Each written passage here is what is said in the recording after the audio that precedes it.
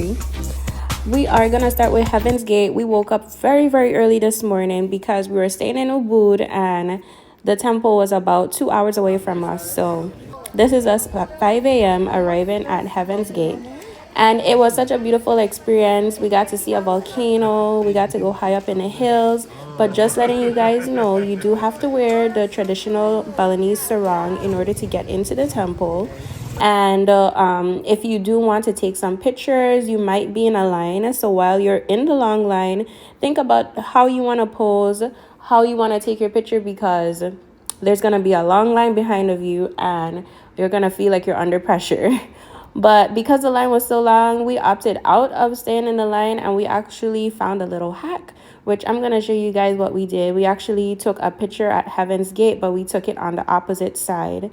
And we just tipped someone to take the pictures of us. But this is an example of her taking a picture in between the Heaven's Gates, and they capture a really nice picture of you there. What I was not expecting is all the fees. Like, number one, you need to get into a shuttle to get you up to the hill, and that's a fee. I don't remember how much it was. It wasn't that much, but it all adds up. If you need to use the restroom, they might charge you a fee.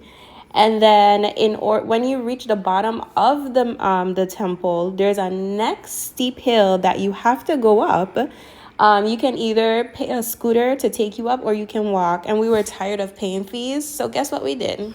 We walked up the mountain. If you are physically disabled in any way that affects your walking, I suggest that you take a scooter or not take the traverse up the mountain. In the next few clips, I'm going to show you guys the pictures that we were able to catch at the Heaven's Gate.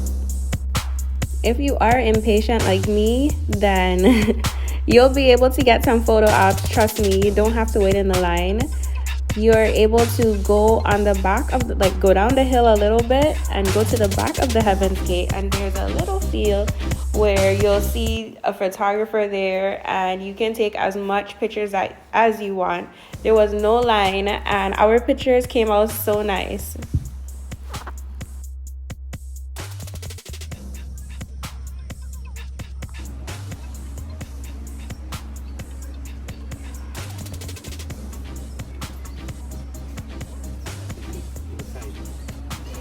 After the Heaven's Gate, we went to the water temple. The water temple is usually where Balinese Hindus go for a ritual purification called melukat. This water purification process can also be experienced by tourists. As you can see, there's people here wearing the traditional gown, and they go into the water and they say their prayers and they wet their head.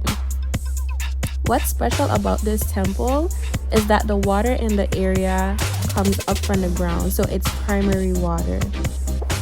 When you're going into a certain part of the temple, ladies have to wear sarongs, they have to have their shoulders covered, and their hair needs to be up.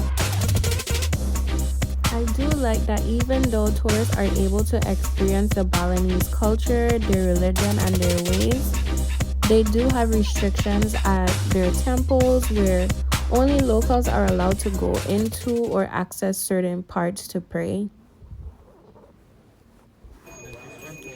They are pretty strict when it comes to their temples, so please follow the rules. There were two guys who were trying to get into the temple without putting on the sarong, and they were literally chased down and prevented from going into the temple. Whoa. The water temple was definitely a good experience because we learned about the history of the temple and how Balinese people regard their religion and culture when it comes to this temple. Next up, we will be going to the water palace, which was one of my favorite places in Bali, and I can't wait till you guys see how beautiful it was. The videos do no justice, okay? So if you're going to Bali, the water palace is a must.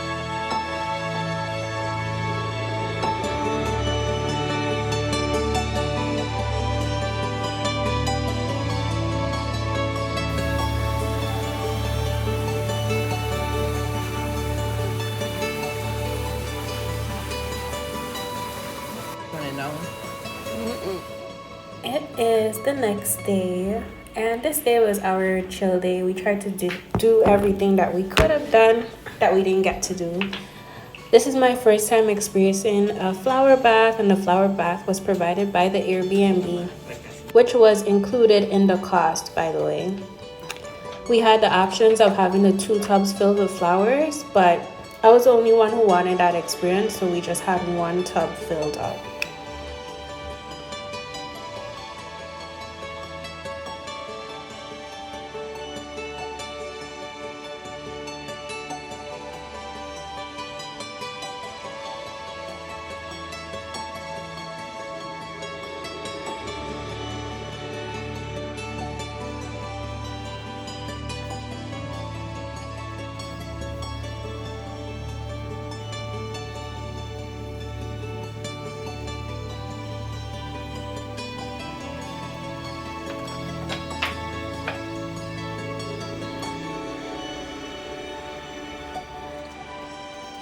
Oh my gosh, she's alive.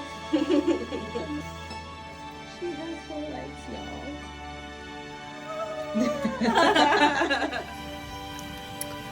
It's a fact that I'm not living my best life.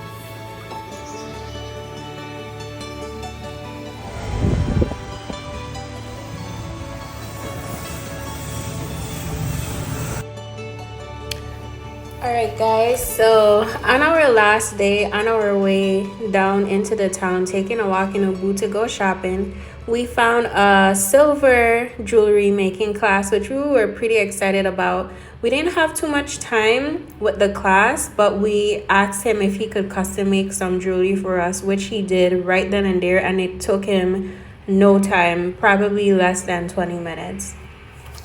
I did get 2 rings, and I'm gonna show you guys in a video. Ring that I got from Bali is silver, and it was custom made. I literally watched the guy make it, and it was $20. So when I got my ring, that was actually the last day that we spent in Bali, and we just did a little shopping and we chilled. We went back to Donna at the restaurant and we had a good time. This is just a recap of pictures, guys. I had so much fun in Bali, and I hope you enjoyed my videos. Like, share, subscribe. Bye.